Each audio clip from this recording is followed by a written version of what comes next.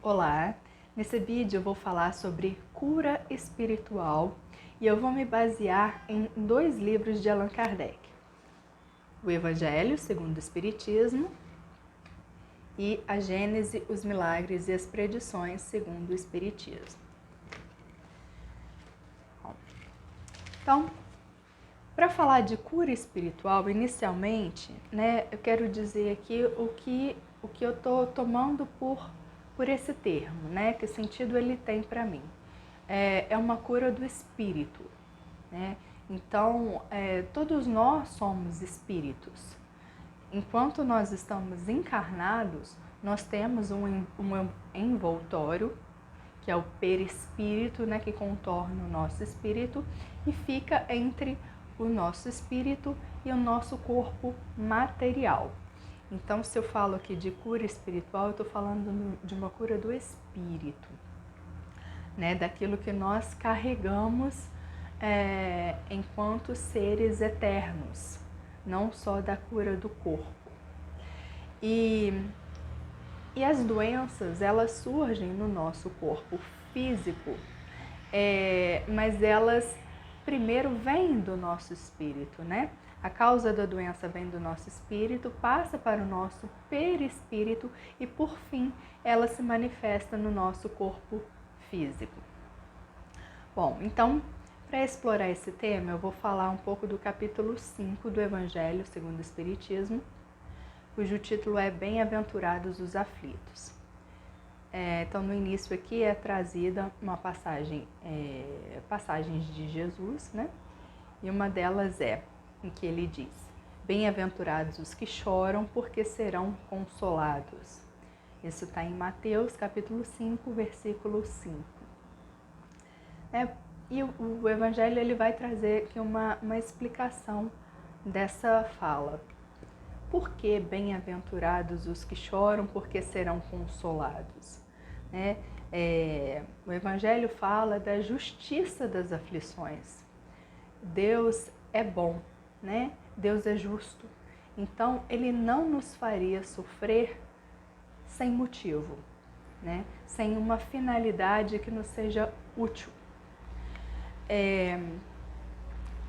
Então, a doença, o mal que a gente sofre, ele certamente servirá para o nosso aprimoramento, para o nosso crescimento espiritual. Então, o Evangelho traz duas possibilidades: causas atuais das aflições e causas anteriores das aflições.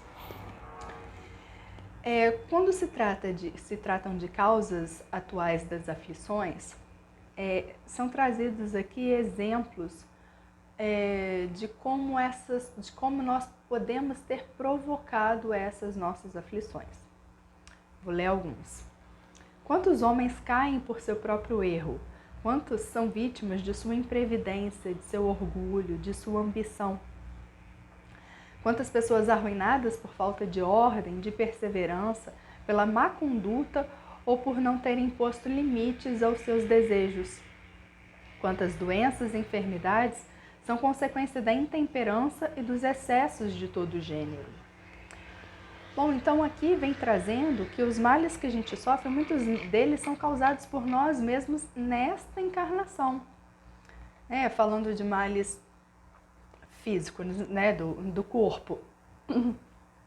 Pode ser que a doença que eu estou tendo agora seja consequência de maus hábitos que eu cultivo, como má alimentação, o sedentarismo, um excesso de estresse, ou mesmo causas emocionais, como cultivar mágoas,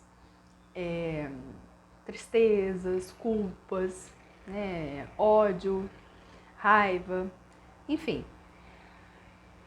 Então, sabendo que nós causamos a nossa doença, a gente tem aí uma pista do que nós precisamos fazer para nos curar. Se a gente pode refletir e perceber, olha, realmente os meus hábitos de vida estão muito ruins, eu posso então modificá-los para melhorar a minha saúde, para obter a minha cura. Mas se eu não encontro uma causa de maus hábitos, né, físico, talvez a causa seja emocional. Cabe a gente avaliar se nós não estamos aí carregando emoções que não foram digeridas e que estão aí se manifestando no nosso corpo como forma de doença. Em relação às emoções, a gente precisa entender que elas são naturais em todo o ser humano, né? A emoção, ela não será negativa se a gente entender que ela traz alguma mensagem pra gente, né? Então, todas as pessoas sentem raiva, todas as pessoas sentem ciúmes, todas as pessoas, enfim, sentem tudo isso, sentem culpa. E a questão é que a gente precisa compreender as nossas emoções, digeri-las, elaborá-las, né? Para que a gente possa tirar algum ensinamento útil delas e para que essas emoções não nos prejudiquem. Então, sentir não é o problema. A questão é saber elaborar as emoções de forma que elas não nos prejudiquem, ao contrário, que elas nos beneficiem, para que a gente tire daí algum ensinamento. Bom, mas se eu não identifico nenhuma causa atual para minha doença, nenhum mau hábito, nenhuma questão emocional aí não resolvida, pode ser que essa minha aflição tenha uma causa anterior, ou quero dizer, talvez essa doença tenha sido causada numa encarnação passada, né? Eu traga aí, o motivo tenha sido algo que eu provoquei, que eu fiz numa encarnação passada.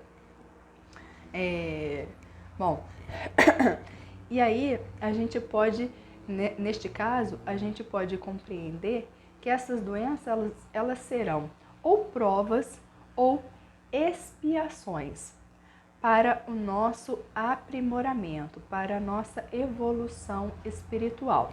Vê, ó. Pode ser então, né, que uma doença que eu tenha trazido seja uma expiação de mal que eu causei para uma outra pessoa. E aí os males podem ser os mais diversos, né? Pode ser que nós tenhamos matado, tenhamos nos suicidado, tenhamos traído, torturado, enfim, né? É só a gente pensar no passado da história e ver tudo que os homens já fizeram e entender que esses homens somos nós que estivemos aqui no passado, né? Então, talvez nós estejamos aqui espiando algum dos nossos erros do passado. E por isso, nós nascemos já com alguma doença, ou ainda que não seja uma doença de nascença, a gente adquira alguma doença de uma forma que ela não poderia ser evitada. Sei lá, por exemplo, um acidente, né? Algo que eu não poderia ter evitado e que, a partir disso, me provoca alguma doença. Se eu não tenho causa presente, certamente essa causa está no passado. Mas aí a gente pode pensar, tá, mas e se é uma pessoa boa, que, né, você percebe, eu conheço alguém que sofre muito, mas que é uma pessoa extremamente boa com todo mundo, que tem um pensamento, né, um pensamento muito depurado, não acredito que essa pessoa esteja espiando algo do passado, talvez ela não tenha, acredito, né, que ela não tenha algo mais para espiar. Bom, pode ser, neste caso, que seja então uma prova para a depuração desse espírito. Se essa pessoa não tem nada a expiar, né, todos os erros do passado dela já foram corrigidos, então, neste caso, pode ser simplesmente uma prova para a depuração do espírito. Por que para a depuração do espírito? Porque o destino de todos nós, enquanto espíritos, é a perfeição. Mas nós não somos perfeitos ainda, né? E uma prova disso é que nós estamos aqui encarnados neste momento, neste planeta. Por que neste momento e neste planeta? Porque nós sabemos, segundo o Espiritismo hoje, né, que o planeta Terra é um planeta de provas e expiações. É um planeta que está a caminho de um mundo de regeneração, né? Um mundo, então, com menos sofrimentos, mais alegrias do que tristezas. Então, a pessoa está sofrendo com o objetivo de se aprimorar. Bom, falei isso com base aqui no Evangelho, vou falar um pouco agora do livro A Gênese. Né? O livro é A Gênese, os milagres e as predições segundo o Espiritismo. A parte que eu vou utilizar vai ser a parte que trata dos milagres, né? Os milagres no Evangelho, capítulo 15. E eu vou utilizar aqui algumas curas que foram realizadas por Jesus para que a gente aborde a questão, então, de curas espirituais. Bom, então, uma das curas que eu quero falar é do paralítico. Eu vou ler aqui um trechinho, tá? Jesus, tendo subido num barco, tornou a atravessar o lago e veio para a cidade, Cafarnaum. E como se lhe apresentassem um paralítico, deitado sobre um leito, Jesus, vendo a sua fé, disse a esse paralítico: Meu filho, tende confiança, os vossos pecados estão perdoados. A passagem continua mais à frente, né? Diz que o paralítico se levantou e foi para sua casa. Bom, e aí, né? Um paralítico, e Jesus diz a ele: os vossos pecados estão perdoados. Né? O que significa essas palavras e em que isso serviu para a cura desse paralítico? Bom, e aqui, né, o próprio livro traz pra gente, pela pluralidade das existências, os males e as aflições da vida são frequentemente expiações do passado, em que sofremos na vida presente as consequências das faltas que cometemos numa existência anterior. Então, se Jesus diz, os seus pecados estão perdoados e ele se cura, qual é a causa desse sofrimento, né? Qual a causa dessa doença? Ele está dizendo para a gente que a causa era um pecado, né? Ou, em outras palavras, um erro cometido no passado, né? Se Jesus perdoou o erro do passado, então ele não precisa mais expiar, né? Então, um exemplo aí de expiação. Vou ver agora um outro que eu marquei.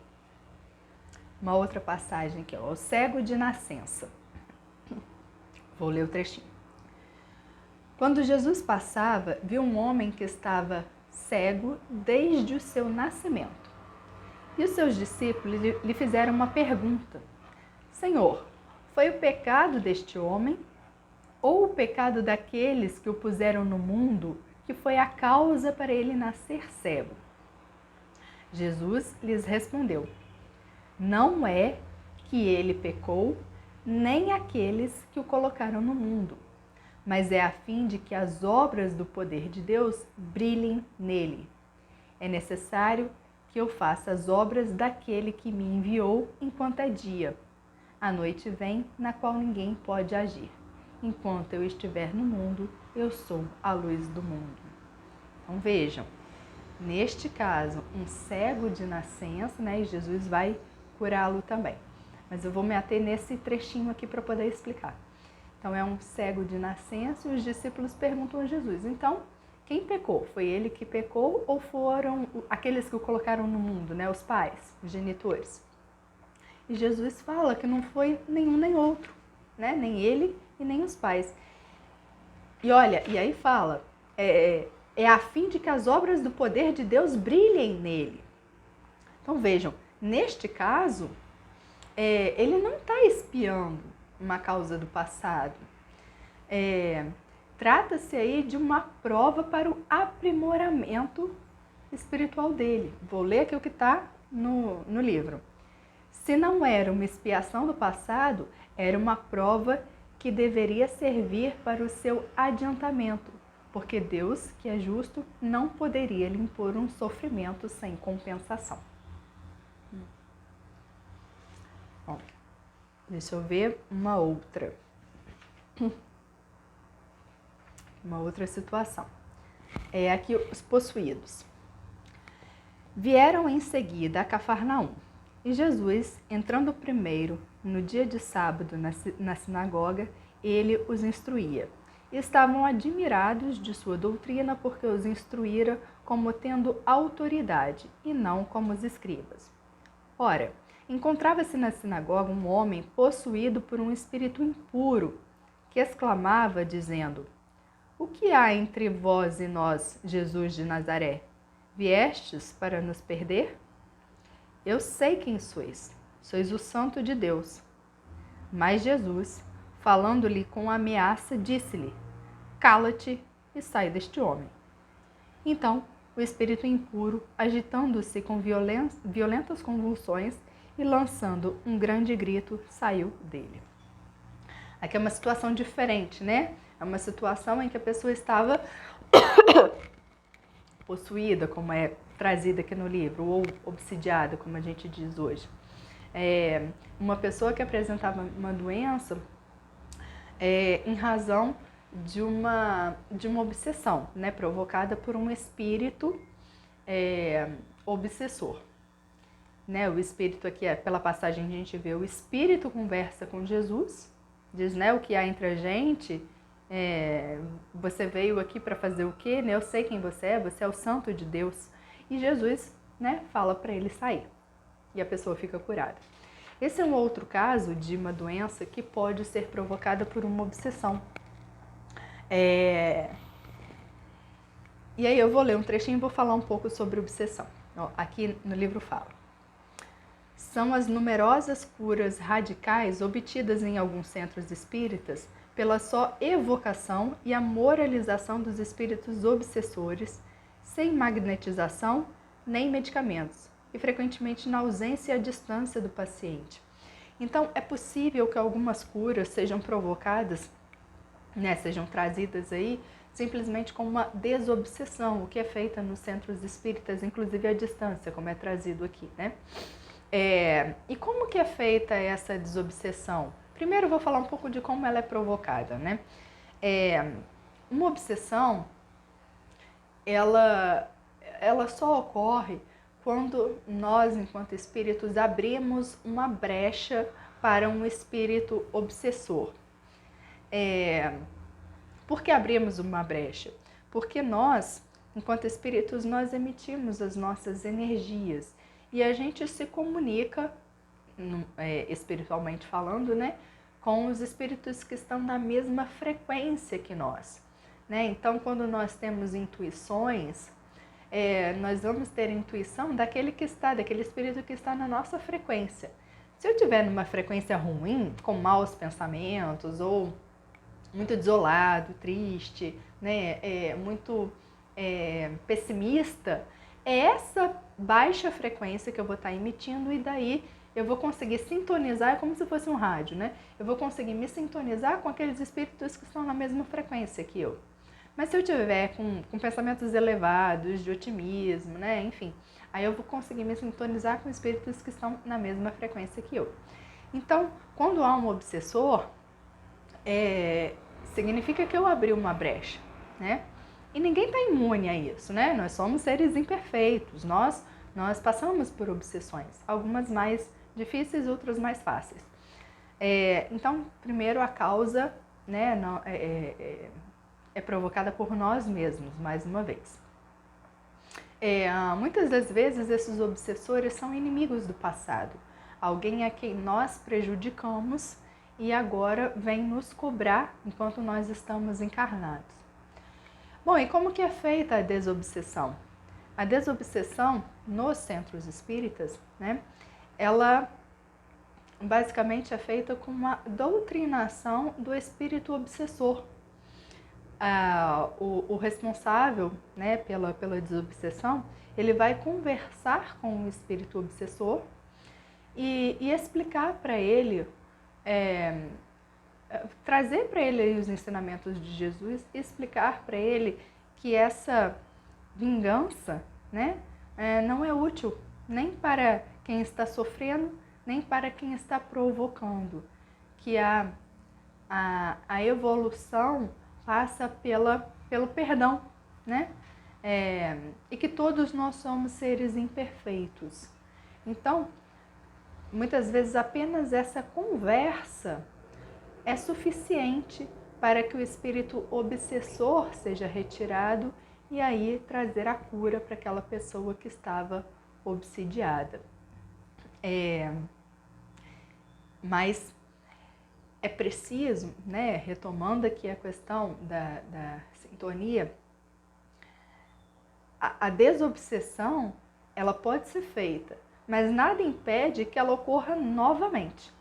Então é preciso que aquela pessoa que passou por uma desobsessão mude seus hábitos, mude seus pensamentos principalmente, né, para que não ocorra novamente uma outra obsessão por um outro espírito, né? Outros espíritos que estejam na mesma frequência, que se aproveitam aí desses maus pensamentos, dessa sintonia e influenciam os encarnados a fazerem aquilo que eles querem.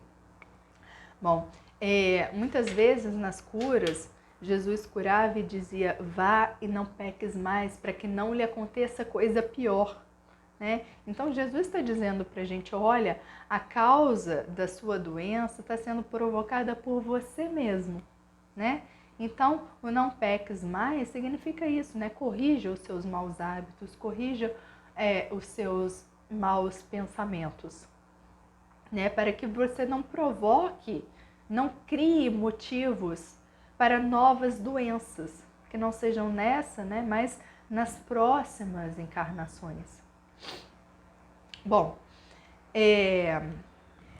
vamos falando ainda de cura espiritual, eu vou falar um pouquinho sobre o passe, né? O passe que é dado nas casas espíritas, um instrumento que a gente tem também como auxílio. Quando o passista, né, ele impõe as mãos sobre a pessoa que está recebendo o passe, ele está ali servindo de instrumento para um espírito que vai se utilizar dele para poder transmitir ali energias,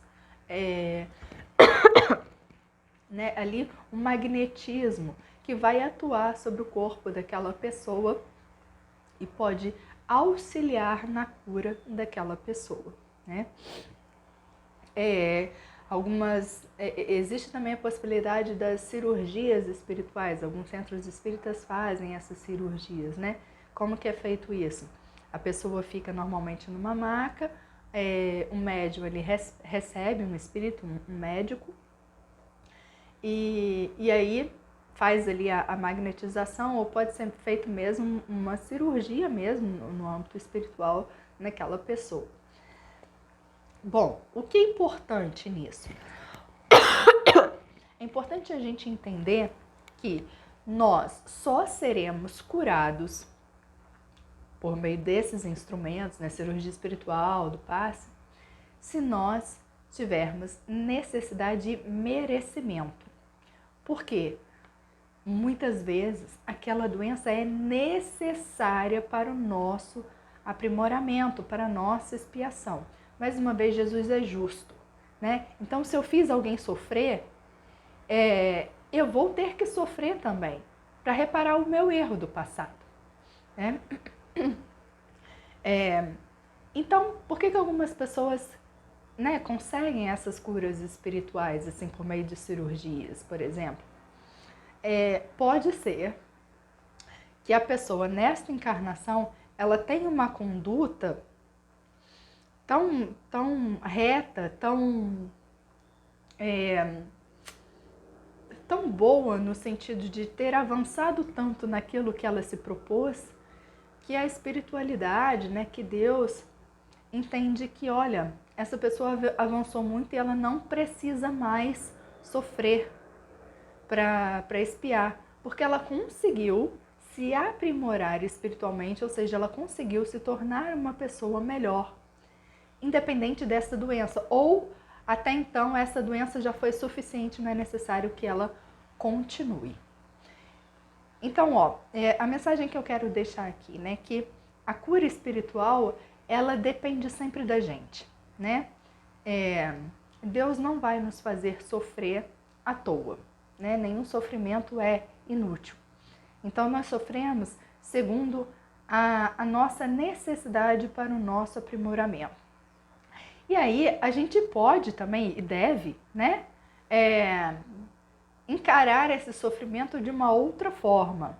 Né? Aqui no Evangelho, naquele mesmo capítulo que eu comentei anteriormente, traz lá depois a questão da resignação.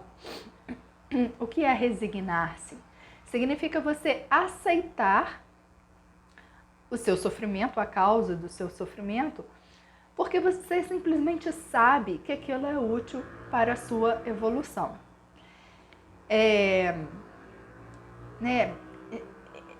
Talvez seja mais do que aceitar, mas até mesmo agradecer, porque a gente consegue compreender que aquele sofrimento é uma oportunidade para o nosso aprimoramento, para reparar os nossos erros e para a nossa evolução rumo à perfeição junto a Deus.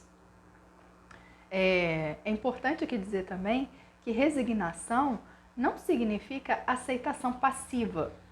Eu vou pensar, então eu tenho que passar por isso mesmo, então vou ficar aqui quieto e até morrer. Na verdade, se você faz isso, você está agindo de modo contrário ao que é proposto. Né? Você resignar-se significa aceitar, mas agir para melhorar. E agir de que forma? Mudando hábitos, né? Mudando comportamentos, mudando pensamentos. Isso pode ser feito de diversas formas. Por exemplo, como uma leitura constante do Evangelho. Por que uma leitura do Evangelho? Não é só ler o Evangelho, né? O que a gente chama de Evangelho no lar. É aquele estudo que a gente faz com um objetivo de reflexão.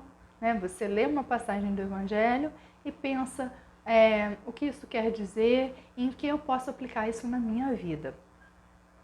Então, é esse aprimoramento, é essa evolução que vai fazer com que o nosso espírito se depure e que a gente atinja as curas que nós desejamos. Bom, para encerrar então essa conversa, eu quero falar aqui que eu tenho gravado um vídeo toda semana de uma série chamada Cura Espiritual, que é baseada no livro O Médico Jesus. Então, se você quiser saber um pouco mais sobre esse assunto, sobre formas, principalmente, né? Sobre formas para se obter essa cura espiritual, eu sugiro, né, que você assista aí neste mesmo canal a série Cura Espiritual. Bom, isso era o que eu tinha para dizer e espero que tenha sido útil para você, né? Até mais. Obrigada.